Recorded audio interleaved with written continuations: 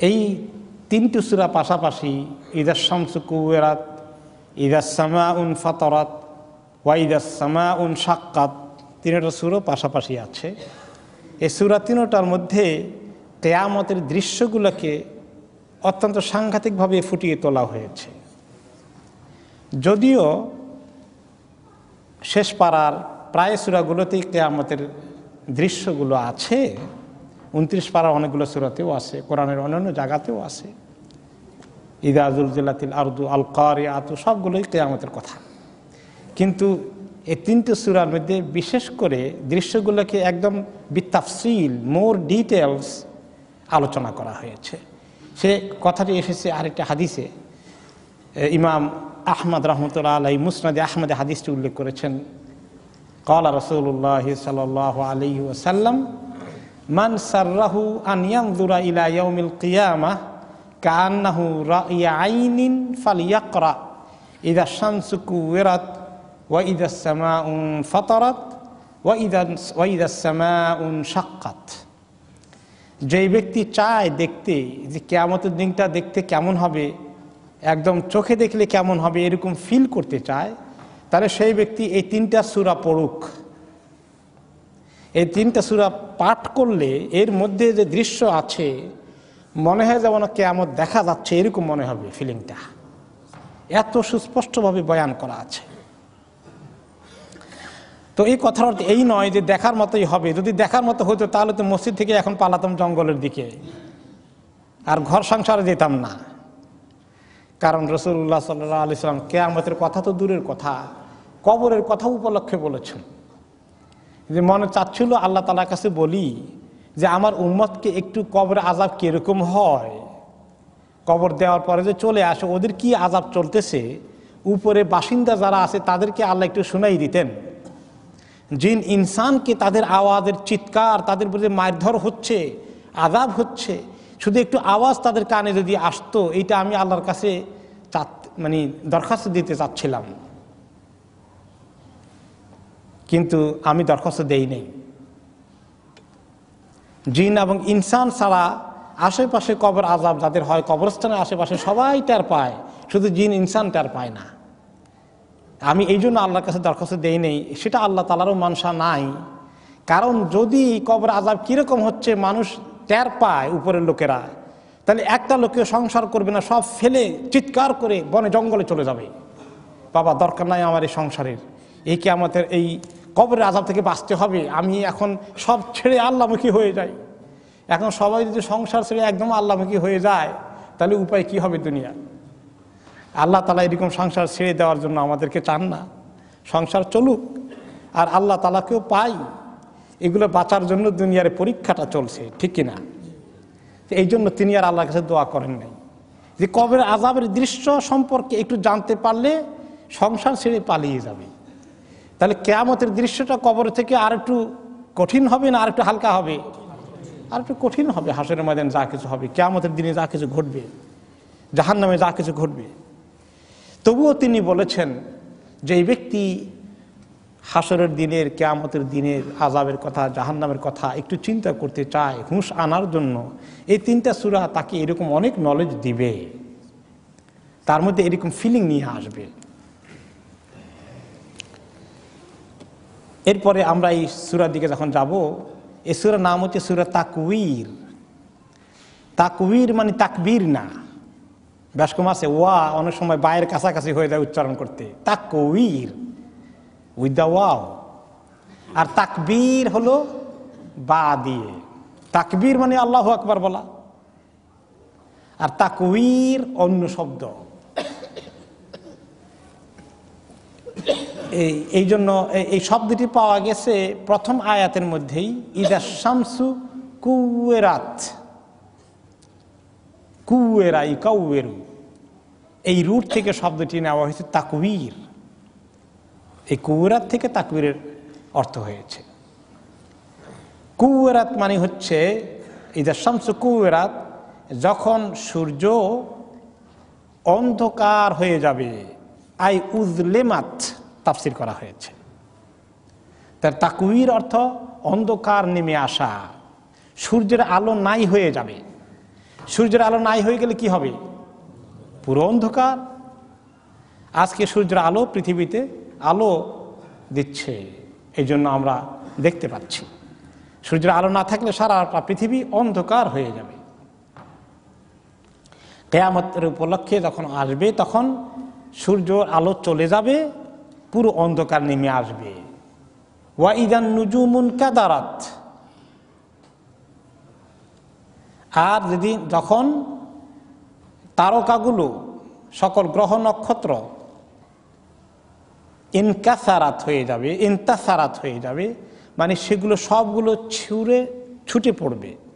এখন পৃথিবীর গ্রহ নক্ষত্রগুলো এমনভাবে সেট করা আছে, ফিট করা আছে, ফিক্স করা আছে, একটা ব্যালেন্স রক্ষা হচ্ছে এই হরাইজনের মধ্যে, আপন জায়গায় এক একটা জায়গার মধ্যে ফিট করা আছে। কিন্তু এমনভাবে এগুলো ছুটে পড়বে, পড়ে একটার গায়ে একটা ধাক্কা খাবে এবং বিস্ফোরণ ঘটতে থাকবে, তখন সেটা হয়ে যাবে ছড়িয়ে ছিটিয়ে পড়বে। এই জন্য এটার নাম হলো ইন্তেসার নাসারাত, ইন্তাসারাত, অর্থাৎ সবগুলো বিক্ষিপ্ত হয়ে বিস্ফোরণ হয়ে ছড়িয়ে পড়বে, ছিটিয়ে পড়বে। তাকবীরের তাফসির এসেছে জামা বাদুহা ইলা বাদ, সূর্য, গ্রহ নক্ষত্র, চন্দ্র সব কিছুকে এমনভাবে বিস্ফোরণ ঘটবে, বিস্ফোরণে মনে হয় যেন সবগুলো একসঙ্গে বাড়ি ধাক্কা খেয়ে একসঙ্গে হবে, আবার ছুটে পড়বে,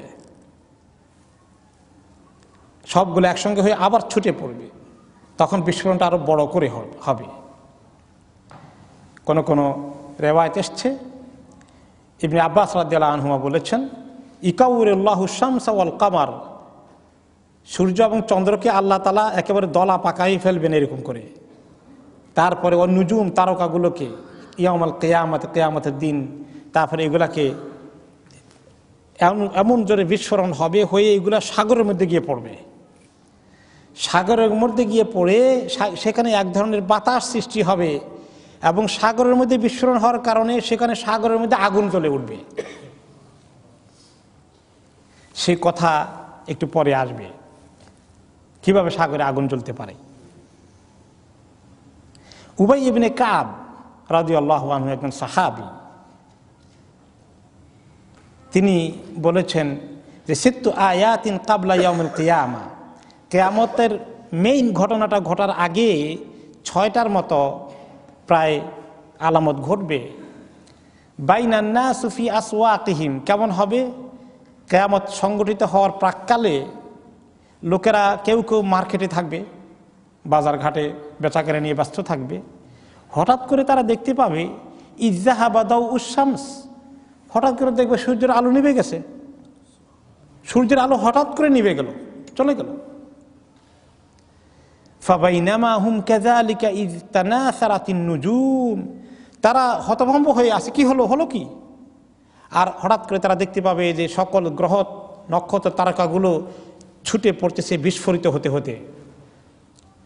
ফাবাইনামা হুম কাযালিকা ইয ওয়াকাআতিল জিবালু আলা ওয়াজহিল আরদ, তারা তো আরো আশ্চর্য, আতঙ্কিত, সন্ত্রস্ত হয়ে যাবে। আর তখন কয়েক সেকেন্ডের মধ্যে দেখতে পাবে যে পাহাড়গুলো জমিনের মধ্যে উল্টে পড়ছে বিস্ফোরিত হয়ে। ফাতাহাররাকাত ওয়াত্তারাবাত ওয়াখতালাতাত, গ্রহ নক্ষত্র, সূর্য, চন্দ্র, পাহাড়, পর্বত একটা আরেকটার সঙ্গে এমনভাবে ধাক্কা লাগছে আর বিস্ফোরণ ঘটছে, বিশাল বিশাল বিস্ফোরণ। ফাফাজাআতিল জিন্নু ইলাল ইনসি ওয়াল ইনসু ইলাল জিন, মানুষ ছিটকে গিয়ে জিনের গায়ে পড়বে, জিন গিয়ে মানুষের গায়ে পড়বে।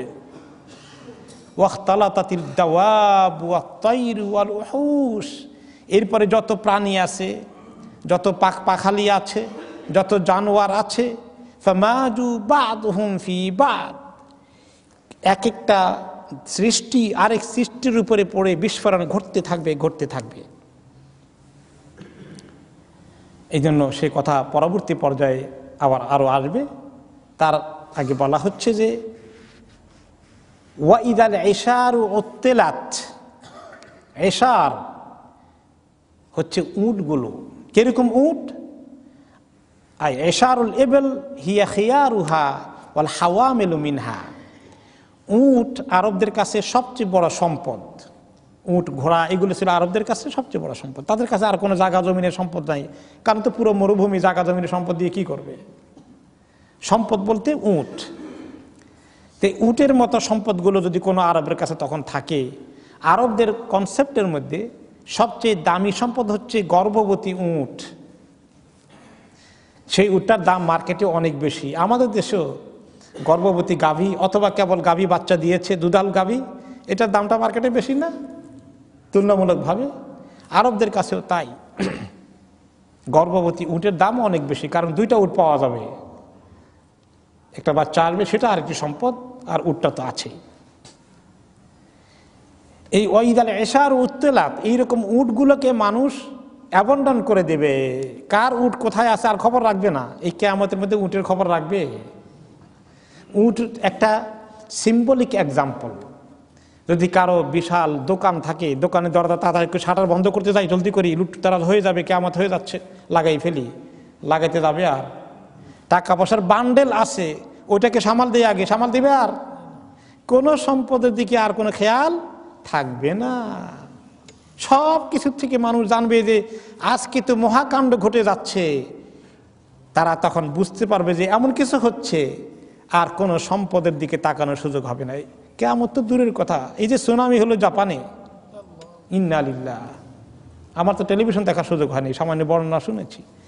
এই যখন কিয়ামতে সুনামি হয়, তখন যখন মানুষ নামার জন্য বিল্ডিং থেকে চেষ্টা করে, জাম দেওয়ার চেষ্টা করে, তখন কি বলে পকেটের মধ্যে টাকার বান্ডেলটা ঢুকাই ফেলি, আমার ওয়ালেট মানি ব্যাগ কই, ওটা হাতে নিয়ে নেই, এই চিন্তা করে। আর জানের চিন্তা এত বড় চিন্তা, মহাবিপদে পড়লে টাকা পয়সা আর কিছুই চিন্তা করার সুযোগ থাকে না। তো দুনিয়ার সুনামি যা ঘটছে এখন কিছুই না, কিছুই না এগুলো কিয়ামতের তুলনায়। কাজেই ওয়াইদাল এশার উত্তেলাত, উটের মতো এই গর্ভবতী উটের সম্পদ যেভাবে বর্জনীয় হবে, কেউ ভ্রুক্ষেপ করবে না, কোনো সম্পদের দিকে মানুষ তাকাবে না, সমস্ত কিছু অ্যাবন্ডন করে ফেলবে। ওয়াইদাল উহুশু হুশিরাত, উহুশ হচ্ছে জঙ্গলের যত জানোয়ার আছে, ওয়াইল্ড অ্যানিমাল যা কিছু আছে, সব একসঙ্গে জমা হয়ে যাবে। তার মানে এখন দেখা যায় ওই যে হরিণগুলো বাঘকে দেখলে পালায়, তাই না, সিংহকে দেখলে পালায়, খেয়ে ফেলবে। ওই সময় কে কোন দিকে দৌড় দিবে, ওদিকে সিংহ আছে বাবা, ওদিকে যাবো না, হরিণে চিন্তা করবে না, তার এত জানের ভয় আসছে, আর সিংহ খাওয়ার চিন্তা করার সুযোগ নাই। তার মানে পৃথিবীতে এখন যেভাবে জঙ্গলগুলো তাদের নিজস্ব পালের মধ্যে থাকে, কে কোথায় ছিটকে পড়ে সব কোন দিকে জমা হয়ে যাবে, কারো কোনো তাল থাকবে না, সব বেতাল হয়ে যাবে। এত পেরেশানি দুনিয়ার মধ্যে সৃষ্টি হবে। মানুষ, ইনসান, জিন সহকারে সকল মাখলুক, যত পশু পাখালি সমস্ত কিছু এরকম বেহুশ হয়ে কোন জায়গায় জমায়েত হয়ে যাবে, কোথায় গিয়ে পড়বে, কোনো খবর থাকবে না। ওয়াইদাল বিহারু সুজ্জিরাত, আর সাগরের মধ্যে যখন আগুন ধরে যাবে, তখন সাগরের মধ্যে আগুন ধরে যাবে। সাগরের মধ্যে আগুন ধরবে কিভাবে? কোন কোন রেওয়ায়েতে এসছে, ওই যে সাহাবী উবাই ইবনে কাব রাদিয়াল্লাহু তাআলা আনহু বলেছেন যে ফান্তালাকু ইলাল বাহার, জিনরা দৌড়ে সাগরের দিকে যাবে। কি ব্যাপার, সাগরে আগুন ধরে গেল কি জন্যে? ফাইদা হুয়া নারুন তাতাআজ্জাজ, এমন আগুন দাউ দাউ করে চলছে, সাগরে আগুন ধরে যাবে। ওই যে বিস্ফোরণ ঘটে, চন্দ্র সূর্য সাগরে পড়বে, আর বিভিন্ন গ্রহ নক্ষত্র পড়বে, আগুন ধরে যাবে। ফাবাইনামা হুম কাযালিকা ইস্তাসআদাতিল আরদু সাদাতান ওয়াহিদা ইলাল আরদিস সাবিআতিস সুফলা ওয়া ইলাস সামাইস সাবিআতিল উলিয়া, সাগর থেকে খবর নিতে দৌড় দিবে জিনরা, বলবে মানুষদেরকে তোমরা থামো, আমরা যাই, তোমরা তো এত দ্রুত গতিতে যেতে পারবে না, আর সাগরে তোমরা যেতেও পারবে না। সাগরের মধ্যে জিনদের অনেকে সাগরে যাওয়ার অ্যাক্সেস আছে, তারা সাগরের উপরে দিয়ে হাঁটতে পারে কিনা। একটা হাদিস আছে, সমুদ্রের মধ্যে শয়তান তার কোট বসায় দিনের শেষে, তার দরবার বসায়। ইবলিস তার কিছু সঙ্গী সাথীদের রিপোর্টারদেরকে নিয়ে সাগরের মধ্যে তার দরবার বসায়। এটা কিন্তু সহিহ হাদিস। দিনের শেষে রিপোর্ট নেয়, এই কে কি রকম শয়তানি করলা খবর দাও। শয়তানির অর্থ কি বুঝেন? শয়তানির অর্থ চুরি করা না, জেনা ব্যভিচার করা না। শয়তানির অর্থ কি? মানুষকে ধোঁকা দিয়ে গুনার মধ্যে লাগাই দেওয়া। শয়তানের আসল কাজ কোনটা? এইটা। শয়তানের আসল কাজ শুধু নামাজ পড়া না, হারাম খাওয়া না। শয়তানের কাজ হলো মানুষকে ধোঁকা দেওয়া। শয়তান বলেছিল, সিদ্ধান্ত নিয়েছিল আল্লাহ তাআলার কাছে, যখন দুনিয়াতে পাঠিয়ে দিয়েছে তাকে লানত করে দিয়ে, মারদুদ করে দিয়ে পাঠিয়ে দিয়েছেন। লাউয়ান্নাহুম আজমাইন, আপনার আদমের সন্তান যতগুলো আছে সবগুলোর ধোঁকা দেব, আমি সবগুলোর ধোঁকা দেওয়ার চেষ্টা করব। তবে অবশ্য শেষ আসে বলছে ইল্লা ইবাদাকা মিনহুমুল মুখলাসিন, যে আপনার কিছু মুখলেস ইবাদত পাওয়া যায়, বান্দা পাওয়া যাবে, ওদেরকে অবশ্য পারবো না। তাদেরকে আবার চেষ্টা ছাড়ে না, কিন্তু সে ছাড়ে না, কাউকে ছাড়ে না। সে যত বড় মুখলেস মানুষই বলেন, তাকেও শয়তান ধোঁকা দেওয়ার চেষ্টা করে। এই তালবিসে ইবলিসের শয়তানি করার প্রক্রিয়ার যে কিতাব আছে, কিতাবের নামই হলো তালবিসে ইবলিস। ইবলিসের ধোঁকা দেওয়া, মানুষকে ধোঁকা দেওয়ার প্রক্রিয়ার উপরেই একটা কিতাব আছে, লিখছেন ইমাম ইবনুল জাওজি রহমতুল্লাহ আলাইহি। সেখানে তিনি একটা ঘটনা বলেছেন, আমি ওটা আরেকদিন বলেছিলাম কিনা, যারা শুনে নাই তাদের জন্য নতুন হবে, বাকিদের জন্য রিমাইন্ডার। মুসা আলাইহিস সালাম আল্লাহ তাআলার কাছে দোয়া করছেন কোন একটা বিষয় নিয়ে, আর ওই সময় জিবরাইল আলাইহিস সালাম ওনার কাছে আসছেন। এসে দেখেন যে ওনার পাশে ইবলিস বসে আছে, তার প্রস্তুতি নিয়ে ওনাকে ধোঁকা দেওয়ার জন্য। মুসা আলাইহিস সালামকে ধোঁকা দিবে। তো জিবরাইল আলাইহিস সালাম বললেন, তোমার সাহস কত, আল্লাহর একজন নবী, তারও ধোঁকা দিবা। তার মধ্যে উনি আবার আল্লাহ তাআলার কাছে হাত তুলে মুনাজাত করছেন, সময়টা উনি আল্লাহর সঙ্গে সরাসরি কানেক্টেড হয়ে গেছেন। ওই সময় ধোঁকা দেওয়ার তোমার সাহস আছে? এত বড় সাহস তোমার? তখন সে বলে যে আমি কোনোদিন হতাশ হই না। কারণ কি, যে মুসা তো দূরের কথা, তার বাবা জান্নাতের ভিতরে ছিল, সেখানে ধোঁকা দিয়ে ছাড়ছে। মুসা আলাইহিস সালামের আসল বাবার নাম কি? আদম আলাইহিস সালাম, আমাদেরও আদি পিতা আদম আলাইহিস সালাম। উনি কোন জায়গায় ধোঁকা খাইছেন? জান্নাতের ভিতরে থেকে। আমি হতাশ হব কেন? মুসা তো এখনো জান্নাতে যায়নি, দুনিয়াতে আছে। তো কাজেই দেখছেন তো, ইবলিস কোনো রকম হতাশ হয় না। এবং তার কাজ কিরকম এবার চিন্তা করি দেখেন। এই যে আমরা গুনাহ করে ফেলি, কত চিন্তা করি গুনাহ করব না, তাই না? প্রত্যেকে চিন্তা করি না? কত আত্মসমালোচনা করি, ইহতিসাব করি, অমুক গুনাহটা বেশি বেশি হয়ে যাচ্ছে আমার দ্বারা, কত তওবা করি। কালকে তওবা করলাম, আজকে আবার সেটা হয়ে গেল, ইন্না লিল্লাহ, হয়ে যায়। কারণ ইবলিস কোনোদিন হতাশ হয় না, কোনোদিন হতাশ হয় না। আমাদের কারো আত্মতৃপ্তির উপায় নাই যে আমি তো আগের থেকে একটু ভালো হয়ে গেছি, আমার বোধহয় খবর ভালোই আছে। নিশ্চিন্ত হওয়ার কোনো কারণ নাই। তার সর্বশেষ চান্স কোন সময় থাকে জানেন? মৃত্যুর সময় মরে যাচ্ছে, এই সময় লাস্ট চান্স নেওয়ার চেষ্টা করে। ইন্না লিল্লাহ। এই সময় একটু ধোঁকা দিয়ে কোনো রকমে লাস্ট ধোঁকাটা হলো, আরে এতদিন আল্লাহকে ডাকলা, তুমি তো আল্লাহকে দেখো তখন নাই, কি একটা ধোঁকার উপরে থাকলা, যেই জিনিস দেখলা না সেই জিনিস নিয়ে বিশ্বাস করে মরে যাচ্ছ। এখনো তুমি এরকম পাগলামি বিশ্বাস করো? কোনো দলিল প্রমাণ তোমার কাছে আছে? দেখাও দেখি। হ্যাঁ, কোনো প্রমাণ তো নাই মনে হয় না। ওই সময় তো আপনি জান নিয়ে টানাটানি চলতেছে, তারে কি প্রমাণ দেখাবেন? কনফিউজ হওয়ার জন্য কি, কনফিউজ করার জন্য কি সুযোগ? ওই সময় অনেকে কনফিউজ হয়ে যেতে পারে। ইন্না লিল্লাহ। সেই কনফিউশন থেকে পানা চাওয়ার জন্য আল্লাহ তাআলা দোয়া শিখিয়ে দিলেন। নবী করিম সাল্লাল্লাহু আলাইহি ওয়াসাল্লামের জবান দ্বারা আমাদের কাছে হাদিসে আসলো দোয়াটা, আল্লাহুম্মা ইন্নী আউযু বিকা মিনাত তারাদ্দি ওয়াল হাদমি ওয়াল গরক ওয়া আউযু বিকা আন ইয়াতাখাব্বাতানি আশ-শাইতানু ইনদাল মাউত ওয়া আউযু বিকা আন আমুতা ফি সাবিলিকা মুদবিরা ওয়া আউযু বিকা আন আমুতা লাদিগা। এই দোয়ার মধ্যে রাসূলুল্লাহ সাল্লাল্লাহু আলাইহি ওয়াসাল্লাম দোয়া করলেন যে আল্লাহুম্মা ইন্নী আউযু বিকা মিনাত তারাদ্দি, যে আল্লাহ আমি আপনার কাছে পানা চাই নিচু হওয়ার থেকে, নিচে নেমে যাওয়া থেকে, ওয়াল হাদমে, কোনো ভূমি ধস হয়ে বা ছাদ ভেঙে আমার উপরে পড়ে যাক, এরকম অ্যাক্সিডেন্টাল মউত থেকে পানা চাই, ওয়াল গারাকে, বন্যায় বা সমুদ্রে পড়ে গিয়ে ডুবে গিয়ে মরার থেকে আপনার কাছে পানা চাই, ওয়াল হারাতে, আগুনে পুড়ে যায় মরার থেকে আপনার কাছে পানা চাই। ওয়া আউযু বিকা আন ইয়াতাখাব্বাতানি শাইতানু ইনদাল মাউত, আল্লাহ মৌতের সময় শয়তান যে আসে আমাদেরকে থাপড়া দিয়ে আমাদের ঈমানটা ছিনিয়ে নিতে, আমাদেরকে শিরকের মধ্যে কুফরের মধ্যে ফেলে দিয়ে কনফিউজ করে দিয়ে জিজ্ঞাসা করে তোমার রবের কোনো প্রমাণ আছে নাকি তোমার কাছে, কনফিউজ করে ফেলতে চায় লাস্ট মোমেন্টে, সেটা থেকে আল্লাহ আপনার কাছে পানা চাই। আন আমুতা ফি সাবিলিকা মুদবিরা, আপনার রাস্তায় থেকে পালিয়ে বেড়ানো, ইসলামের রাস্তা ছেড়ে দিয়ে জিহাদের ময়দানে চলে গেলে সেখান থেকে পৃষ্ঠ প্রদর্শন করে যাওয়া থেকে আপনার কাছে পানা চাই। ওয়া আউযু বিকা আন আমুতা লাদিগা, আর সাপে বিচ্ছুতে দংশন করে কামড়িয়ে মরা থেকে আপনার কাছে পানা চাই। এতগুলো দোয়া তিনি বললেন। সেখানে একটা দোয়া আছে শয়তানের ওয়াসওয়াসা থেকে পানা চাইতে। তাহলে শয়তান কখনো নিরাশ হয় না, সেই মৃত্যুর সময় পর্যন্ত লাস্ট চান্স নেওয়ার চেষ্টা করে। তো আল্লাহ তাআলা অবশ্য তার এই চেষ্টা তো আছে, এটা যেমন আমাদের জন্য একটা আশঙ্কার কারণ, আল্লাহর কাছে দোয়া করে পানা চাওয়ার কারণ, অপরদিক থেকে আল্লাহ তাআলা হতাশ না হওয়ার জন্য আমাদেরকে আবার সুসংবাদ শুনিয়েছেন।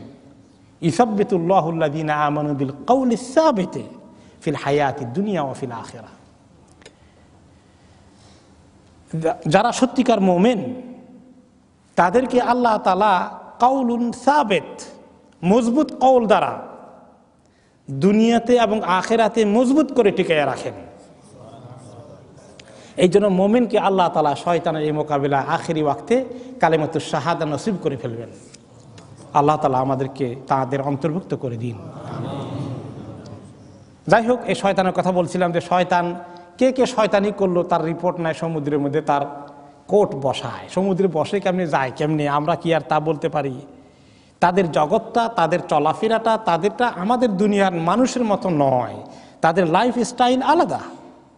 তাদেরকে আল্লাহ তাআলা সেখানে তাদেরকে আকাশে উড়াতে আল্লাহ তাআলা তৌফিক দিয়েছে, তারা উড়ে যেতে পারে।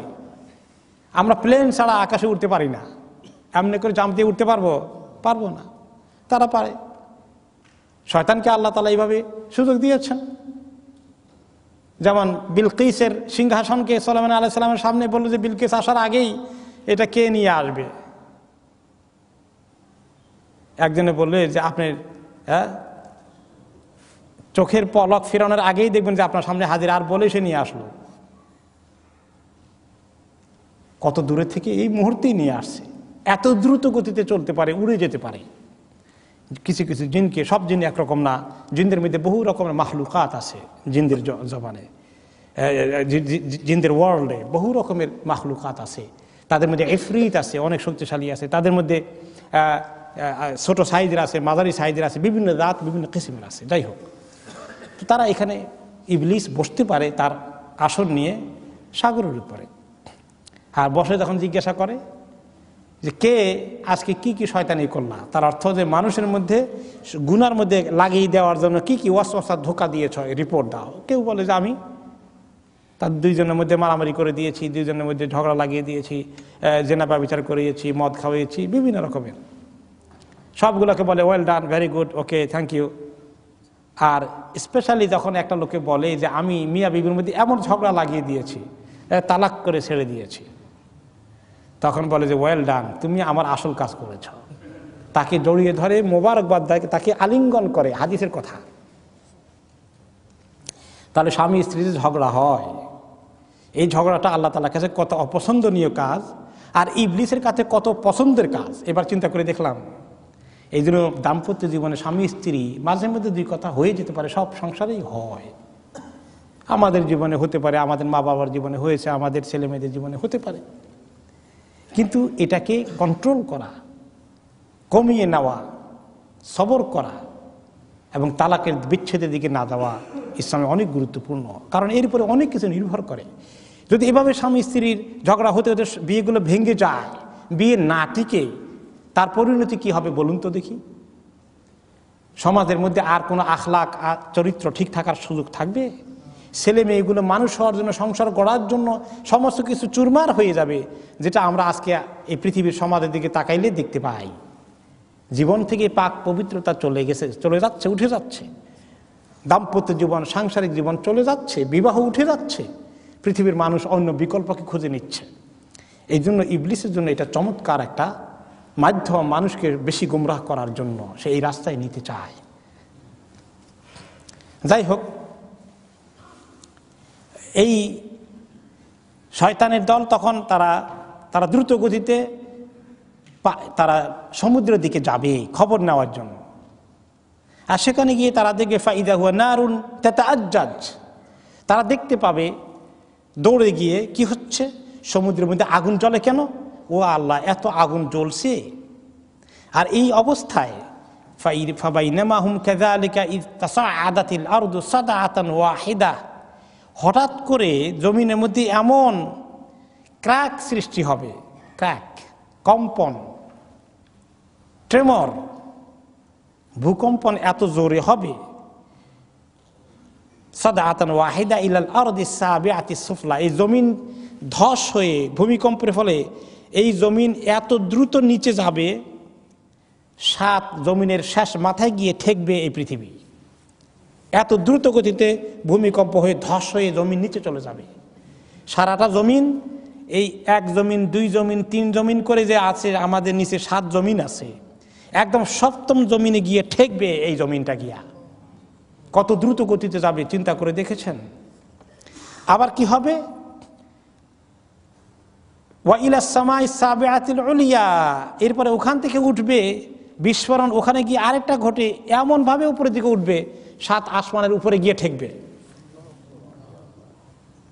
আর ফাবাইনামা হুম কাযালিক ইয জাআতহুম রিহু ফামাতাতহুম, এক কঠিন বাতাস এসে তাদেরকে সবাইকে তখন মৃত্যু দান করবে। এখন আসুন, এই যে জমিনের মধ্যে যে সুজ্জিরাত হবে, জমিনের মধ্যে যে আগুন জ্বলে উঠবে, আই উকিদাত, জমিনের মধ্যে আগুন জ্বলে উঠবে, সরি জমিন না, সাগরের মধ্যে আগুন জ্বলে উঠবে। সাগরের মধ্যে আগুন জ্বলবে কেমনে?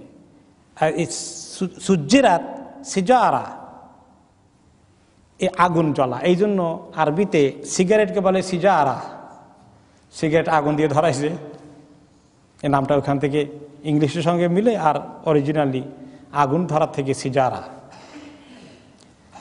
এখন এটা বিজ্ঞানের একটা বিষয়, সমুদ্রের মধ্যে আগুন ধরে কেমনি, বৈজ্ঞানিকদের রিসার্চ করার অনেক কথাবার্তা এখানে আছে। পানির মধ্যে 2টা পদার্থ থাকে বড়, তাই না? একটা কি অক্সিজেন, আর একটা কি হাইড্রোজেন। হাইড্রোজেনের মধ্যে কি আছে? হ্যাঁ, তার মানে এটা এক ধরনের গ্যাস, যেটা আসলে আগুন হওয়ার জন্যই যেটার কাজ, কিন্তু অক্সিজেন থাকার কারণে বোধহয় সেটা হতে পারছে না। তো যদি এমন হয় যে অক্সিজেন টান দিয়ে নিয়ে সরিয়ে দেওয়া হলো, তাহলে সেটা পুরোটাই আগুন ধরে উঠবে। আমি অবশ্য বিজ্ঞানের ছাত্র না, এর চেয়ে বেশি বৈজ্ঞানিক ব্যাখ্যা করতে পারছি না। তবে আমরা সুনামি যখন দেখলাম, যারা সুনামি দেখেছেন তারা বলেছেন যে সুনামির মধ্যে কিন্তু আগুনের মতোই এই লালিমা পর্যন্ত দেখা গিয়েছে। এমনকি যখন আপনার কোনো জায়গায় বাংলাদেশেও বড় মেঘ হয় এবং তুফান হয়, এগুলোকে কি বলে, সাইক্লোন, তখন কিন্তু মেঘের মধ্যে একটু লাল দেখা যায় বেশ, মানে এত লাল, আমি একবার নিজে দেখার তৌফিক হয়েছে। আমাদের এলাকায় একটু কয়েক মাইল দূরে আপনার একটু সাইক্লোন হয়েছিল, বাড়িঘর সব মেসাকার হয়ে গেছে, এবং আমি গিয়ে সেখানে দেখতে যাই যে ভাতের পাতিল বাঁশ গাছের আগার মধ্যে লটকে আছে গিয়ে। তো ওই সময় হওয়ার 2 ঘন্টা আগে বা আধা ঘন্টা আগে আমরা দেখতে পাই পশ্চিম আকাশে মেঘ লাল হয়ে গেছে, একেবারে লাল, আমি নিজের চোখে দেখেছি। মেঘ তো ঠান্ডা থাকে, পানি থাকে তার মধ্যে, সেটা লাল হয়ে গেল। এমনকি আপনি দেখবেন যে কঠিন যখন ঠান্ডা বরফ পড়ে, তখন কিন্তু এই বরফ যেখানে পড়ে জ্বলে যায়, পুড়ে যায় সেই ঘাসপালাগুলো, কথা ঠিক কিনা? পানির ঠান্ডার কারণে পুড়ে যায় কিভাবে? তাহলে পানির মধ্যে যে পোড়ার একটা বিষয় আছে, সেখানে যে আগুন এবং পোড়া হতে পারে, এগুলো সবগুলো তার সায়েন্স এবং লক্ষণ। এগুলো ক্ষেত্রে বৈজ্ঞানিক ব্যাখ্যা বিশ্লেষণ করার যথেষ্ট অবকাশ আছে। কিছু তাফসির হতে এই লাইনে আধুনিক তাফসির লিখতে পারে। এই জন্য আমরা যে এখানে বুঝলাম যে ওয়াইজাল বিহারু সুজ্জিরাত, সাগরের আগুনের মধ্যে, সাগরের পানির মধ্যে আগুন ধরে যাবে।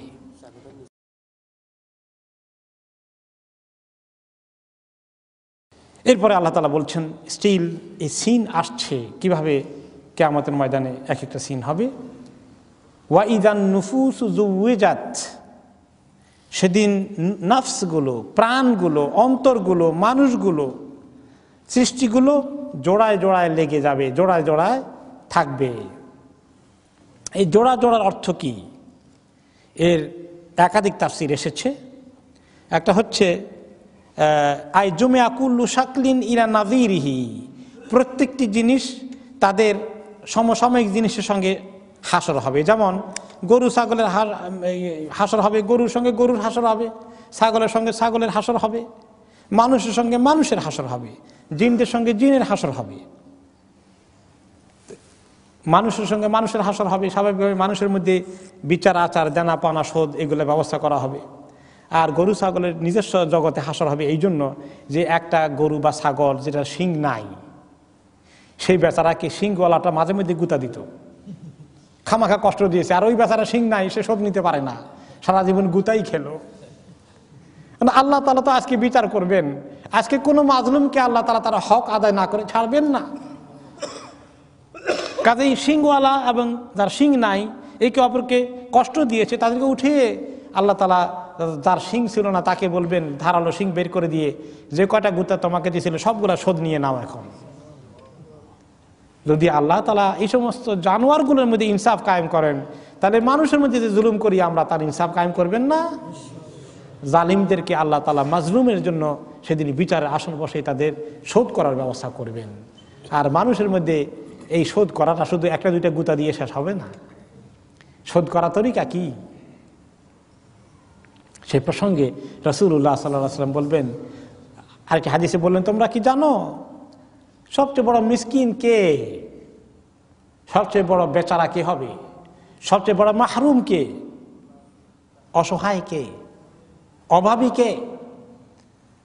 সাহাবায়ে কেরাম বলেন, যেই ব্যক্তি এক লোকমা দুই লোকমা খানার জন্য মানুষের কাছে দাঁড়ে দাঁড়ে হাত পাততে হয়, আমরা তাকেই তো এরকম মিসকিন, অভাবী, সর্বহারা মনে করি। তিনি বলেন আসল মিসকিন সে না। আসল মিসকিন হবে ওই লোকটি কিয়ামতের দিন তার হাসর হবে, কিছু আমল টামল মাথায় করে উঠবে, ভালোই নেকামল আছে, কিন্তু এত লোকের ক্ষতি করেছে, এত জুলুম করেছে, এত লোকের গীবত করেছে, এত লোকে কথা দিয়ে কষ্ট দিয়েছে, গালিগালাজ করেছে, বিভিন্নভাবে মানুষের মানিজ্যত নিয়ে মানুষকে কষ্ট দিয়েছে। সবাই তার কাছে অনেক কিছু পাওনা হয়ে যাবে, মানুষের হক আদায় করতে করতে তার সব নেকি শেষ হয়ে যাবে। এতগুলো নেকি ছিল, কিছুই বাকি থাকলো না। এরপরে মানুষের হক আদায় হয় নাই, এখনো বাকি রয়ে গেছে, এখন তো আর নেকি নাই, কি দিয়ে শোধ করবেন? তখন আল্লাহ তাআলা বলবেন যে মানুষের গুনাহ কিছু নাও তোমার কাঁধের মধ্যে। এরকম করে তার নেকি নাই, আরো গুনাহ জোগাড় হয়ে গেল। এই লোক হলো সবচেয়ে বড় মিসকিন। তাহলে মানুষের এই জুলুমের পাওনা কিভাবে শোধ করা হবে? এই তরিকায় শোধ করা হবে।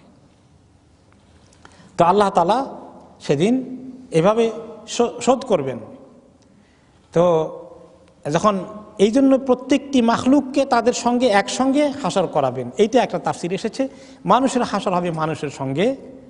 যদিও কিয়ামতের সময় মানুষ মারা গেলে গরুর উপরে পড়লো না, গরু মানুষের উপরে পড়লো, বিস্ফোরণে কে কোন দিকে যাবে কোনো খবর নাই। কিন্তু কিয়ামতে যখন হাসর হবে সবগুলো সাইজ অনুযায়ী নিজস্ব এলাকায় হাসর হবে, অর্থাৎ মানুষ একসঙ্গে, জিনগুলো একসঙ্গে, গরুগুলো একসঙ্গে, ছাগলগুলো একসঙ্গে, এইভাবে হাসর হবে। এইটা একটা তাফসীর। অন্য তাফসীর এসেছে ফাকালা তুজাউজুহা আন তুআল্লিফা কুল্লা শিয়াতিন ইলা শিয়াতিহিম, যে প্রত্যেক দল তার দলে দলে, প্রত্যেক গোষ্ঠী তার গোষ্ঠীতে গোষ্ঠীতে হাসর হবে। কমপক্ষে ইউকরানু বাইনা রাজুলিস সালিহ মা রাজুলিস সালিহ ওয়া ইউকরানু বাইনা রাজুলিস সুই মা রাজুলিস সুই ফিন্নার ফাযালিকা তাজওয়ীজুল আনফুস। নেককারদের হাসর হবে নেককারদের সঙ্গে, এই হলো। আর গুনাহগারদের হাসর হবে গুনাহগারদের সঙ্গে। যারা ফেরাউনের তরিকাকে পছন্দ করেছে দুনিয়ার মধ্যে, তাদের হাসর হবে ফেরাউনের সঙ্গে। আর যারা নবী মুহাম্মদ রাসূলুল্লাহ সাল্লাল্লাহু আলাইহি ওয়াসাল্লামের শরীয়তকে মহব্বত করেছে, তাদের হাসর হবে নবী মুহাম্মদ রাসূলুল্লাহ সাল্লাল্লাহু আলাইহি ওয়াসাল্লামের সাথে। নেককাররা গুনাহগারদের সঙ্গে না, গুনাহগাররা নেককারদের সঙ্গে না। আর গুনাহগাররা চাইবে, ও এখানে সব নেককার জমা হয়ে গেছে, এরা মনে হয় পাশ করে ফেলবে, আমি দৌড় দিয়ে ওখানে ঢুকি। সেখানে ঢুকবে সে, ঢোকার সঙ্গে সঙ্গে আল্লাহ তাআলা কি বলবেন? ওয়ামতাজুল ইয়াউমা আইয়ুহাল মুজরিমুন, এই গুনাহগাররা আজকে তোমরা সব আলাদা হয়ে যাও, নেককারদের সঙ্গে ঢুকার চেষ্টা করো না, খবরদার, আলাদা হয়ে যাও। আর তাদের গায়ে শক্তি থাকবে না ওইদিকে যাওয়ার, এক কদম দিতে পারবে না। তাদেরকে এখানে নিয়ে আসা হবে যেখানে গুনাহগাররা থাকবে। তো এটা হচ্ছে তাজউইজ, মানে মিলিত হওয়া, একসঙ্গে থাকার। আয়াল আমসালু মিনান নাসি জুমিআ বাইনাহুম, একই ক্যাটাগরির লোক, একই ধরনের লোক, তাদেরকে আলাদা আলাদা করে হাসর করা হবে। অন্য আয়াতে সূরা আল ওয়াকিয়াতে আসছে যে সেদিন কি হবে, ওয়াকুনতুম আজওয়াজান সালাসা, তাই না? সূরা ওয়াকিয়াতে আসছে ওয়াকুনতুম আজওয়াজান সালাসা, যে তোমরা 3 দলে বিভক্ত হবে কিয়ামতের দিন। এক দল হলো আল মুকাররাবুন, আল্লাহ তাআলার একেবারে কাছের নেক বান্দাগুলো। আরেক দল হবে আসহাবুল ইয়ামিন, তারা এত কাছের নয় আল্লাহ তাআলার, এত প্রিয়জন না, কিন্তু মোটামুটি নেককার।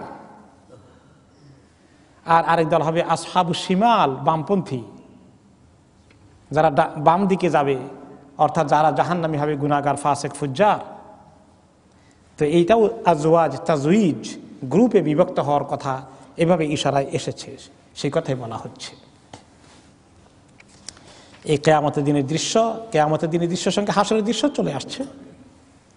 তারপরে বলা হচ্ছে ওয়াইদাল মাউউদাতু সুইলাত, সেদিন যে মেয়েটিকে, কন্যা সন্তানকে জীবন্ত কবর দেওয়া হয়েছিল,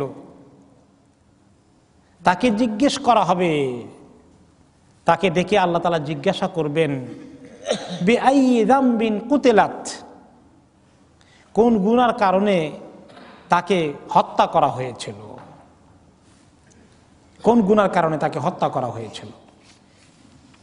জীবন্ত কন্যাকে কবর দিয়েছে, জীবন্ত কন্যাকে মেরে ফেলেছে, কারণ কন্যা হওয়া তার অসম্মানের লক্ষণ।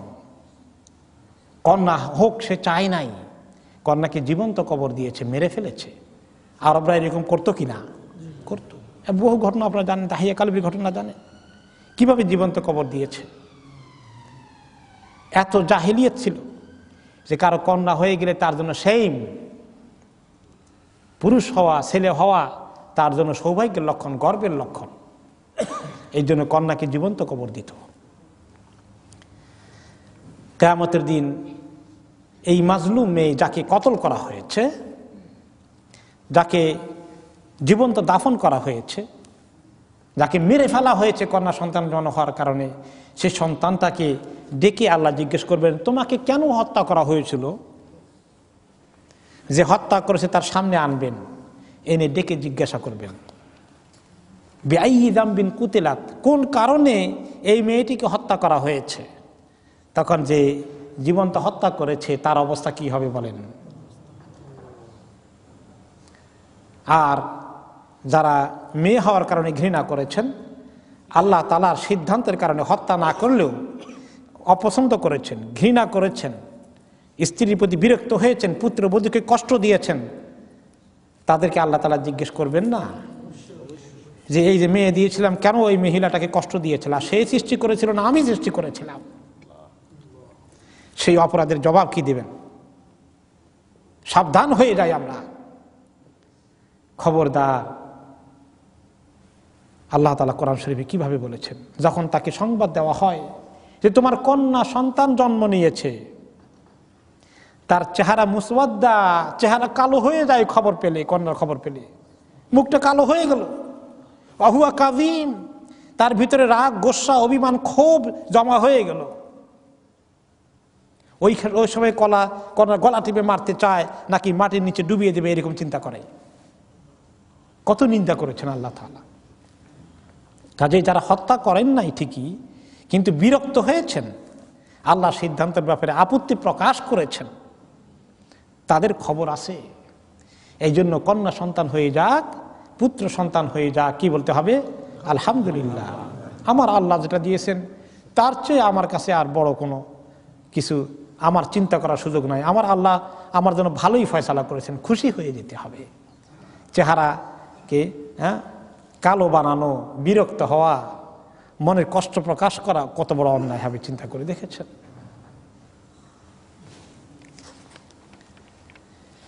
وَإِذَا الصُّحُفُ نُشِرَتْ وَإِذَا السَّمَاءُ كُشِطَتْ وَإِذَا الصُّحُفُ نُشِرَتْ, সেদিন সহফগুলো অর্থাৎ আমলনামাগুলোকে খুলে দেওয়া হবে, আমলনামাকে খুলে দেওয়া হবে। সেই কথা আমলনামার কথা যেটা আছে অন্য আয়াতে এসেছে, অন্য সূরায়, আলিমাত নাফসুম মা আহদারাত,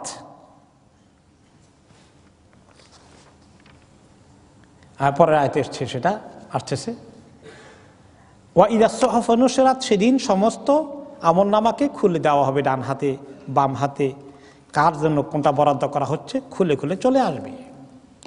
ওয়া ইযা সামাউ কুশিতাত, আসমান সেদিন খোলা হয়ে যাবে, আসমানের মধ্যে আর কোনো পর্দা থাকবে না। আজকে আমাদের সামনে একটা শামিয়ানার মতো আছে, এর পেছনে কি আছে দেখি না, আল্লাহর আরশ কোথায় আছে দেখা যায় নাকি? কিছুই দেখি না। ফেরেশতাদেরকে দেখি?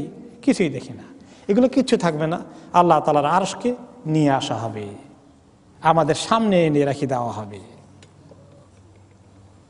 আল্লাহ তাআলা আর কোনো পর্দা থাকবে না মানুষের মধ্যে, আল্লাহর মধ্যে, অর্থাৎ আকাশ বলতে এইরকম কোনো কিছুর অস্তিত্ব থাকবে না, একটা উন্মুক্ত জগৎ হবে। এই জগৎটা যদিও আমাদের জন্য উন্মুক্ত, এই ছাদ থেকে বের হয়ে গেলে তো খোলা দুনিয়া, কিন্তু খোলার একটা লিমিট আছে, উপরে আকাশ আছে, তার উপরে আর কিছু দেখি না, তাই না? এরকম আকাশ বলতে কিছু থাকবে না, কি থাকবে? ইয়া আল্লাহ, সেটা তো এখন আর এর বাড়ি চিন্তা করতে পারছি না। বলা হচ্ছে যে এই শামিয়ানাটা আর থাকবে না, সমস্ত কিছু খোলা হয়ে যাবে। এটার অর্থ হচ্ছে কুশিতাত, আই কুশিফাত, খুলে ফেলা হবে। ওয়া ইদাল জাহিম সুইরাত, আর সেদিন জাহিম যেটা আগুন জাহান্নামের, সেটাকে আরো বেশি আগুন দিয়ে অনেক গরম করা হবে, একদম তাকে দাউ দাউ করে আগুনে জ্বালানো, এই আগুনকে খুব পাওয়ারফুল করে ফুটন্ত করে রাখা হবে।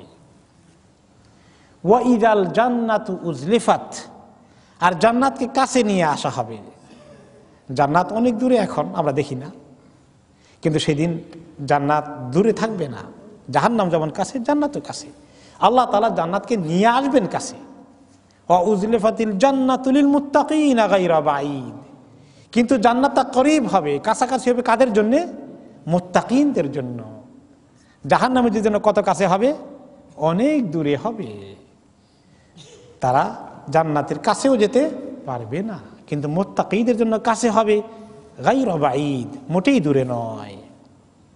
আলিমাত নাফসুম মা আহদারাত, প্রত্যেকটি নফস জানতে পারবে যে সে কি আমল করেছে, করে রেডি করে রেখেছে, আল্লাহর কাছে দেওয়ার জন্য পেশ করেছে, সব কিছু সে নিজেই জানতে পারবে, দেখতে পারবে। সে কথা অন্য আয়াতে এসেছে, ইয়াউমা তাজিদু কুল্লু নাফসিম মা আমিলাত মিন খাইরিন মুহদারা ওয়া মা আমিলাত মিন সু, সেদিন জানতে পারবে প্রত্যেকটি ইনসান, প্রত্যেকটি নফস কি সে আমল করেছে, ভালো আমল না গুনার আমল, সব তার সামনে মুহদারা রেডি হয়ে থাকবে। আর যে খারাপ আমল করেছে সে আশা করবে, তাওয়াদ্দু লাউ আন্না বাইনাহা ওয়া বাইনাহু আমাদাম বাঈদা, আহারে খারাপ আমলগুলোর সঙ্গে আর তার সঙ্গে যদি অনেক দূরত্ব থাকতো, এগুলা যদি তার না থাকতো, এগুলোকে দেখতে না হতো, কতই না ভালো হতো। কিন্তু সেদিন যদি আমল করে পেশ করে থাকে, সেগুলোকে রিভার্স করার কোনো উপায় থাকবে না। আল্লাহ তাআলা এই সূরা তাকওয়িরের শেষ অর্ধেকে বলছেন, 15 নম্বর আয়াতে শুরু হচ্ছে, ফালা উকসিমু বিল খুন্নাস, আমি কসম করে বলছি খুন্নাস সম্পর্কে। খুন্নাস হচ্ছে কি জিনিস?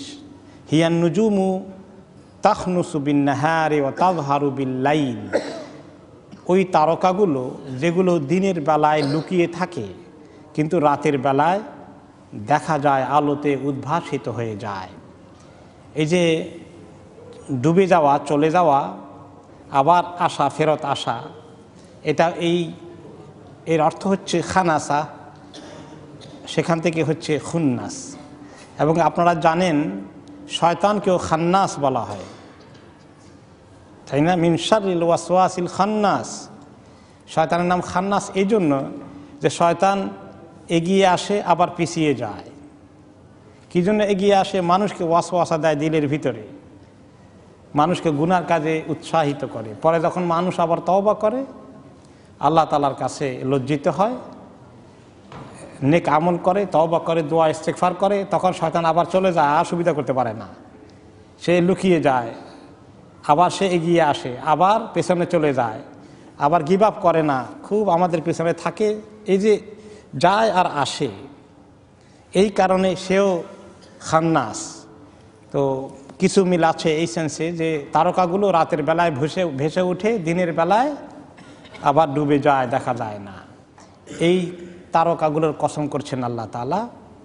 আল জাওয়ারিল কুন্নাস আই আল জাওয়ারু ফি ফালাকিহা, সেগুলো জারি আছে, সেগুলো তাদের কক্ষে পরিভ্রমণ করে।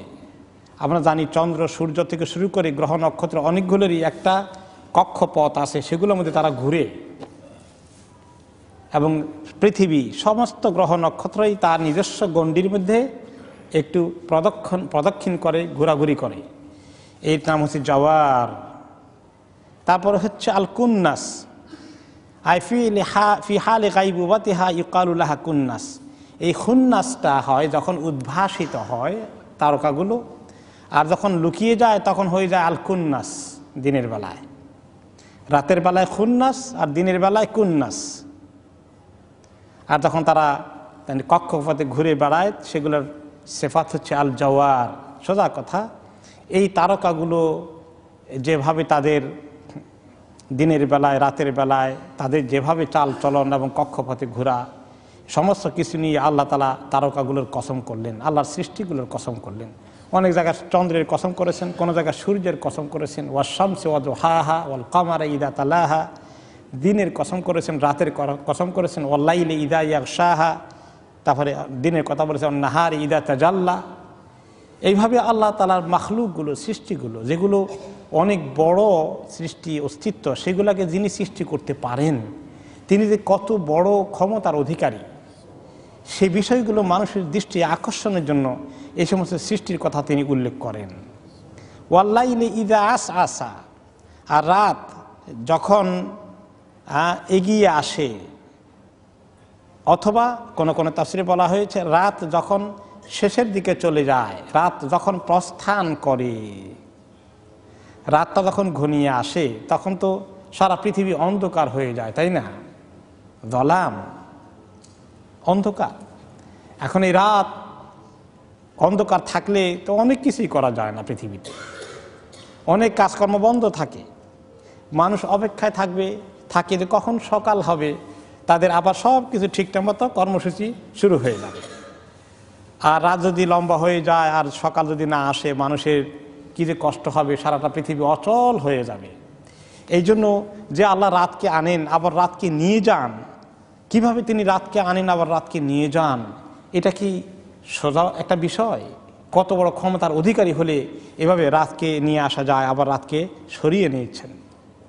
ওয়াল্লাইলি ইযা আসআসা, রাতকে যখন তিনি সরিয়ে নেন। ওয়াস-সুবহি ইযা তানাফফাস, আর ওই সকাল যখন সে নিঃশ্বাস গ্রহণ করে। রাতটা সকাল নিঃশ্বাস গ্রহণ করে। সকালের নিঃশ্বাসে কি আর বিশ্বাসী কি? সকাল সন্ধ্যার নিঃশ্বাস কেমনে নেয়? তানাফফাসা মানে নিঃশ্বাস গ্রহণ করা, এটা মানুষের জন্য, কিন্তু এটা একটা রূপক অর্থে এসেছে। রাত সকাল যখন তানাফফাসা নিঃশ্বাস গ্রহণ করে, তার অর্থ তাফসীর এসেছে আই আদা, যখন আলোকিত হয়ে ওঠে, আলোয় উদ্ভাসিত হয়ে যায়। সকালবেলা এই পৃথিবীর মধ্যে আলো চলে আসাটা, এটা সকালের নিঃশ্বাস নেওয়া হলো। মনে হয় যেন সারা রাত নিঃশ্বাস বন্ধ ছিল আর সারা পৃথিবীর নিঃশ্বাসটা খুলে গেল আবার। এরকম একটা রূপক অর্থে আল্লাহ তাআলা ব্যবহার করেছেন। এখানে তিনি কুদরত দেখাতে চান যে দেখো, এই সকাল যখন হয়ে যায়, মনে হয় যেন তোমাদের অনেক কিছু এবার শুরু হয়ে গেল পুরো দমে, তোমাদের নিঃশ্বাস আবার চালু হয়ে গেল, মনে হয় যেন থমকে ছিল, দাঁড়িয়েছিল। সে আল্লাহ তোমাদেরকে আবার কর্মব্যস্ত দিনের শুরু করে দিলেন। ফালিকুল ইসবাহি ওয়ান নাওয়া, যিনি সকালবেলাকে চিরে, রাতের অন্ধকার চিরে সকালকে নিয়ে আসেন। মাটি চিরে যিনি শস্য বা কোনো বীজকে গাছের আকারে, চারার আকারে নিয়ে আসেন, সেই আল্লাহ তাআলার কুদরতকে তোমরা একটু লক্ষ্য করো এবং স্বীকার করো যে তিনি কত ক্ষমতার অধিকারী। এই কসমগুলো আল্লাহ তাআলা করলেন। কসম করেন আল্লাহ তাআলা কিছু কথা বলার জন্য। আমরা কসম করি, আমরা তো কসম করি কিছু কথা বলার জন্য। আল্লাহর কসম আমি যদি এরকম বলি, আপনি অপেক্ষা থাকবেন কি কইতে চান শুনি দেখি। তাহলে কসম করার উদ্দেশ্য হচ্ছে গুরুত্ব দিয়ে সবাইকে মেন্টালি রেডি করা। অত্যন্ত গুরুত্বপূর্ণ কথা বলছি, শোনো। এতক্ষণ অনেকগুলো বিষয়ের কসম করে আল্লাহ তাআলা এবার বলছেন, ইন্নাহু লাকাউলু রাসূলিন কারীম। এই কোরআন, এই ওয়াহি একজন সম্মানিত বার্তাবাহকের কথা, যিনি এই বাণীকে পৌঁছিয়ে দেন। অর্থাৎ এই যে ওয়াহি রাসূলুল্লাহ সাল্লাল্লাহু আলাইহি ওয়াসাল্লামের কাছে আসে, এটা মুহাম্মদ সাল্লাল্লাহু আলাইহি ওয়াসাল্লাম নিজের তৈরি করা, রচনা করা কোনো জিনিস নয়। এটা তার কাছে আসে আল্লাহ তাআলার পক্ষ থেকে। কিন্তু আল্লাহ তাআলার পক্ষ থেকে কিভাবে আসে? একজন বাণী বাহক আছেন, বার্তাবাহক আছেন, এবং তিনি অত্যন্ত সম্মানিত একটা অস্তিত্ব তিনি, এবং তিনি কারীম, সম্মানিত। আর রাসূল হলেন মেসেঞ্জার, বাণীবাহক, বার্তাবাহক। এখন রাসূল এই টাইটেলটা আল্লাহ তাআলা জিবরাইল আলাইহিস সালামের জন্য এখানে ব্যবহার করেছেন। আবার আমরা জানি আমাদের পয়গম্বরদের জন্য রাসূল এবং নবী এই দুটো টাইটেল ব্যবহৃত হয়। যিনি ফেরেশতা, যিনি রাসূল, ওনার এক ধরনের ডিউটি, আর যিনি মানুষ রাসূল, ওনার আরেক ধরনের ডিউটি। যিনি মানুষ রাসূল, তিনি হচ্ছেন মানুষের কাছে আল্লাহর কালামকে কনভে করবেন, পৌঁছিয়ে দিবেন, মানুষকে বুঝিয়ে দিবেন। ইয়াতলু আলাইহিম আয়াতিহি ওয়া ইউযাক্কিহিম ওয়া ইউআল্লিমুহুমুল কিতাব ওয়াল হিকমা ওয়া ইন কানু মিন ক্বাবলু লাফি দালালিম মুবিন। রাসূলের অনেক কাজ, মানুষকে সমস্ত কথাবার্তা আল্লাহর ওয়াহী তেলাওয়াত করে শোনাবেন, তারপরে ওয়া ইউযাক্কিহিম, তাদেরকে পবিত্র করবেন, মানসিকভাবে পবিত্র করবেন, শিরক থেকে মুক্ত করে তাওহীদের দিকে নিয়ে আসবেন, মূর্তি পূজা থেকে উদ্ধার করে আল্লাহ তাআলার একত্ববাদে নিয়ে আসবেন, মানুষকে পাক পবিত্র কেমনে হয়, হালাল হারাম কেমনে শিখে, এগুলো শিখিয়ে দিবেন। ওয়া ইউআল্লিমুহুমুল কিতাব ওয়াল হিকমা, তাদেরকে ট্রেনিং দিবেন, তাদেরকে তালিম দিবেন, শিক্ষকের মতো তাদেরকে বুঝিয়ে দিবেন কিভাবে এগুলো আল্লাহ তাআলার দিনকে বুঝতে হয়, শিখতে হয়। কিতাব এবং হিকমত, সুন্নত সব কিছু বুঝিয়ে দেবেন। এটা হলো রাসূল, যিনি মানুষ, যিনি রাসূল, তার ডিউটি। আর যিনি ফেরেশতা রাসূল, তিনি হচ্ছেন জিবরাইল আলাইহিস সালাতু ওয়াস সালাম। ওনার দায়িত্ব হচ্ছে রাসূল হিসাবে, বাণী বাহক হিসাবে আল্লাহ তাআলার বাণী, আল্লাহ তাআলার কালাম নবীর কাছে ঠিকমতো পৌঁছিয়ে দিবেন। তিনি মানুষের কাছে গিয়ে আর রিসালাতের দায়িত্ব পালন করবেন না। তিনি কোথায় পৌঁছাবেন? নবী এবং রাসূলের কাছে। শুধু মুহাম্মদ রাসূলুল্লাহ সাল্লাল্লাহু আলাইহি ওয়াসাল্লাম নন, সমস্ত নবীদেরকে তিনি আল্লাহ তাআলার এই কালামকে পৌঁছিয়ে দিয়েছেন। তাওরাত, জাবুর, ইনজিল, কোরআন, সমস্ত নবীদের কাছে ওয়াহি তিনি নিয়ে এসেছেন। তো এই যে রাসূল, এই রাসূলের প্রশংসা আল্লাহ তাআলা বলছেন, আই মালাকুন শরীফুন হাসানুল খুলকে বাহিউল মানজার। ইমাম ইবনে কাসির রাহমাতুল্লাহ আলাইহি বলেন যে আল্লাহ তাআলা প্রশংসা করে বলছেন, এই নবী, এই রাসূল, যিনি ফেরেশতা জিবরাইল আলাইহিস সালাতু ওয়াস সালাম, তিনি অত্যন্ত সম্মানিত ফেরেশতা। যেমন আল্লাহ তাআলা তাঁর চরিত্র, ব্যক্তিত্ব, আখলাককে সুন্দর করেছেন, তেমন দেখার দিক থেকে, দেখতে শুনতেও তিনি সমস্ত ফেরেশতাদের থেকে ভিন্ন। তাঁর অরিজিনাল অস্তিত্ব হচ্ছে 600 পাখা তার আছে। এই পাখাগুলো দিয়ে যদি তিনি খোলেন একসঙ্গে সবগুলো, তাহলে সারা হোরাইজন ওনার পাখা দিয়ে ভর্তি হয়ে যায়। পূর্ব থেকে পশ্চিম, উত্তর থেকে দক্ষিণ, সারা পৃথিবী ভর্তি হয়ে যায়। এত বিশাল এক অস্তিত্ব, এত সুন্দর ওনার অস্তিত্ব আল্লাহ তৈরি করেছেন। আই শাদীদুল খালকে, অন্য আয়াতে আল্লাহ তাআলা বলেছেন, বা পরবর্তী আয়াতে, জি কুওয়াতিন, ওনার হযরত জিবরাইল আলাইহিস সালামের অনেকগুলো প্রশংসা গুণ আল্লাহ তাআলা গাইলেন। জি কুওয়াতিন, তিনি অনেক শক্তিশালী। তিনি আল্লাহ তাআলার পক্ষ থেকে অনেক বড় বড় সিদ্ধান্ত দুনিয়ার মধ্যে কার্যকরী করেন। কোন কোন জায়গায় যখন আযাব নিয়ে আসতে হয়, সুনামি, এসব কিছু আল্লাহ তাআলা ওনাকে দায়িত্ব দিয়ে পাঠান এক্সিকিউট করার জন্যে। কিভাবে শক্তি কাজে লাগে দেখছেন তো? সুনামি কি করলো, কিভাবে সুনামি সৃষ্টি হলো? পানির তোড়ে মনে হয় যেন বাড়ি ঘর বিল্ডিংগুলোকে এমনি করে খেলনার মতো নিয়ে যাচ্ছে, কোনো কষ্ট হচ্ছে না পানির। এত শক্তি কোত্থেকে আসলো পানির মধ্যে? এত শক্তি এই ভূমির মধ্যে কি ধরনের ভূমিকম্প হয়ে গেল, ক্ষণিকের ভিতরে সারা জগৎ মনে হয় যেন সেই একটি এলাকা, কয়েকটি শহর লন্ড ভন্ড হয়ে গেল। এত টেকনোলজির অধিকারী মানুষ অসহায়ের মতো তাকিয়ে থাকলো। আমি গাড়ি চালাতে গিয়ে রেডিওতে শুনতেছিলাম, জাপানের যিনি অ্যাম্বাসাডার আছেন, তিনি আমেরিকা যিনি অ্যাম্বাসাডার, তিনি বলতেছেন যে প্রকৃতির কাছে আমরা অসহায় হয়ে গেলাম, প্রকৃতির কাছে অসহায় হয়ে গেলাম। তো আমরা তো প্রকৃতি, তারা প্রকৃতি পর্যন্ত চিনে, আর এই প্রকৃতির পিছনে যেতে পারে না। আমরা চিন্তা করি যে প্রকৃতির সৃষ্টিকর্তা কে? আল্লাহ। পাওয়ারটা প্রকৃতি না, পাওয়ার কার? আল্লাহ তাআলা। মানুষ ওই সৃষ্টি পর্যন্ত যায়, সৃষ্টিকর্তার দিকে যায় না, স্রষ্টার দিকে যায় না। ও রাবিয়া বসরি রাদিয়াল্লাহু আনহার ব্যাপারে কথা ছিল, রেওয়ায়েত আছে যে তিনি একদিন বসে খুব পূর্ণিমা রাত্রে আল্লাহ তাআলাকে খুব ডাকছেন, আল্লাহর সঙ্গে তাহাজ্জুদ পড়ে সম্পর্ক কায়েম করছেন। ওনার এক আত্মীয় ঘনিষ্ঠ একজন বললেন, রাবিয়া ঘরের মধ্যে বসে আসো, বাইরে এসে দেখো চাঁদ কত সুন্দর, পূর্ণিমার চাঁদটা দেখো একটু। তিনি বললেন, আমি তো পূর্ণিমার এই সুন্দর চাঁদের সৃষ্টিকর্তাকে নিয়ে বিজি আছি। সুবহানাল্লাহ। তো আমরা সৃষ্টি নিয়ে সুন্দর থাকি, আহারে পাখিটা কত সুন্দর, গোলাপটা কত সুন্দর, কিন্তু সুবহানাল্লাহ, আল্লাহ তাআলার এই জিকির করা, আল্লাহকে ইয়াদ করা কত সুন্দর করে আল্লাহ সৃষ্টি করেছেন, সেদিকে আমরা যেতে পারি না। তো আল্লাহ তাআলা এই শক্তি দিয়েছেন, জিবরাইলের শক্তি কিছু নিজের নাই, আল্লাহ তাআলাই ওনাকে শক্তি দিয়েছেন। বি কুওয়াতিন ইনদা যিল আরশে মাকিন, এবং আরশের কাছে যে সমস্ত ফেরেশতারা আছে সবার মধ্যে আল্লাহ তাআলা ওনাকে সবচেয়ে বেশি সম্মানের জায়গা দিয়েছেন। মুতাইন সাম্মা আমিন, তাকে অনুসরণ করা হয়, সবাই তার কথা শুনে, সমস্ত ফেরেশতারা তিনি এক ধরনের লিডার ফেরেশতাদের মধ্যে। এবং লাইলাতুল কদরে সালামুন, যে সালাম নিয়ে আসে, হিয়া হাত্তা মাতলাইল ফজর, আল মালাইকাতু আর রূহ, ফেরেশতারা আসেন, রূহ আসেন। রূহ বলতে জিবরাইল আলাইহিস সালাতু ওয়াস সালাম, তিনি লিড করেন। তিনি অত্যন্ত বড় উঁচু মানের একজন ফেরেশতা।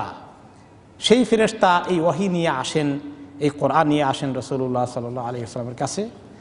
তো দিল আরশে মাকিন, ইনদা দিল আরশে মাকিন আই লাহু মাকানাতুন ইনদাল্লাহি আযজা ওয়া জাল, আল্লাহ তাআলার যিনি আরশের মালিক আল্লাহ, তার কাছে জিবরাইল ফেরেশতার অনেক মর্তবা এবং ফজিলত আছে। এবং মাকিন, তিনি অত্যন্ত সম্মানের স্থানে, মানজিলাতুন রাফিয়া, অনেক উঁচু শান তার। মুতাইন সাম্মা, এবং তিনি সেখানে লাহু ওয়াজাহাতুন ওয়া হুয়া মাসমুউল কাউল মুতাউন ফিল মালাইল আ'লা, আল্লাহ তাআলার মালাইল আ'লার ফেরেশতারা সবাই ওনার কথা শুনে, ওনার কথা শোনার জন্য রেডি হয়ে থাকে, ওনার কথাকে তারা বাস্তবায়ন করে। এখন এখানে আল্লাহ তাআলা বলে দিচ্ছেন, উনতুখিবা লিহাদিহি রিসালাতিল আযীমা, এমন ধরনের একজন সম্মানিত ফেরেশতাকে আল্লাহ তাআলা এই রিসালাতের দায়িত্ব পৌঁছে দেওয়ার জন্য চুজ করেছেন, সিলেক্ট করেছেন, বাছাই করেছেন। কাজেই এই কোরআন কোন জায়গা থেকে কেমনে আসে তোমরা চিন্তা করে দেখেছ? যে কোরআন আজকে আমি আপনি পড়ি, এই কোরআনটা কে নিয়ে এসেছেন? জিবরাইল আলাইহিস সালাম নিয়ে এসেছেন। অন্য কোনো সাধারণ ফেরেশতাকে দায়িত্ব দেওয়া হয়নি।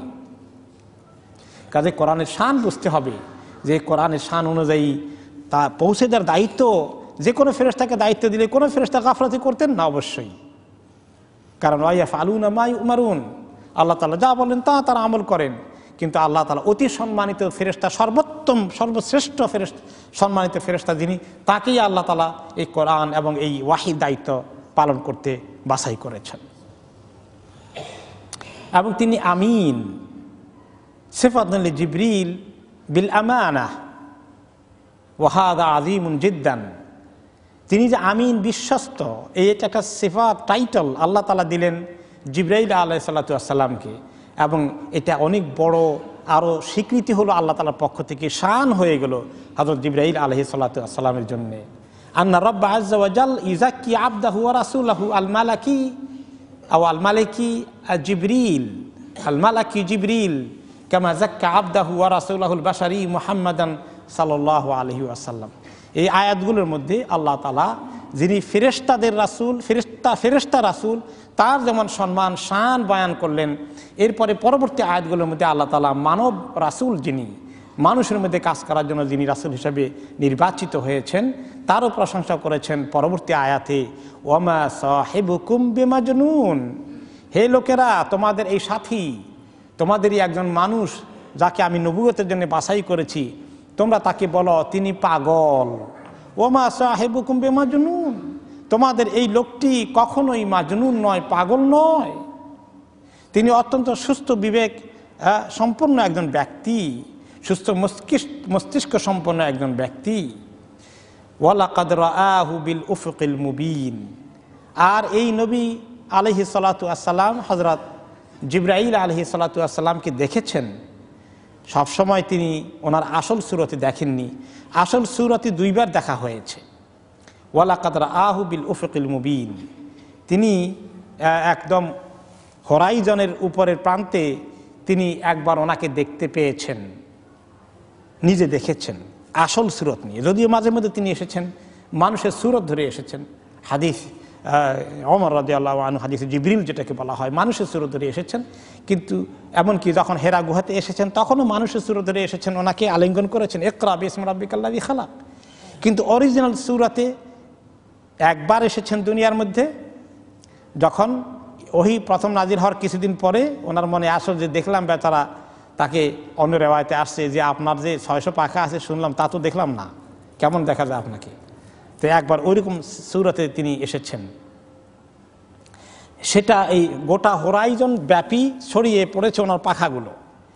বিল উফুকিল মুবিন, ইয়ানি ওয়ালাকাদ রাআ মুহাম্মাদুন জিবরাইল আলাইহিস সালাম আল্লাযী ইয়াতিহি বির রিসালা আনিল্লাহি আযজা ওয়া জাল আনি সূরাতিল্লাতী খালাকাহুল্লাহু আলাইহা লাহু 600 জিনাহ, 600 পাখা নিয়ে তখন তিনি দেখেছিলেন।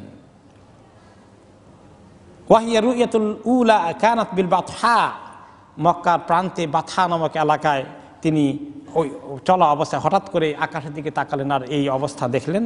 এই একবারই তিনি দেখেছিলেন।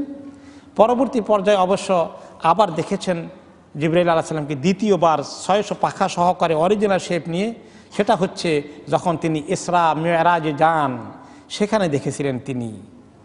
আল্লামাহু শাদীদুল কুওয়া যু মিররাতিন ফাস্তাওয়া ওয়া হুয়া বিল উফুকিল আলা, এই কথাগুলো প্রথম দেখার ব্যাপারে। আর দ্বিতীয় দেখার ব্যাপারে এসেছে সূরা আপনার আল ইসরা বা সূরা নাজমের মধ্যে এসেছে, ওয়ালাকাদ রাআহু নাজলাতান উখরা, রাসূলুল্লাহ সাল্লাল্লাহু আলাইহি ওয়াসাল্লাম জিবরাইল আলাইহিস সালামকে দ্বিতীয়বার দেখেছিলেন অরিজিনাল সূরত সহকারে, ইনদা সিদরাতুল মুনতাহা, একেবারে সিদরাতুল মুনতাহার পাশে গিয়ে।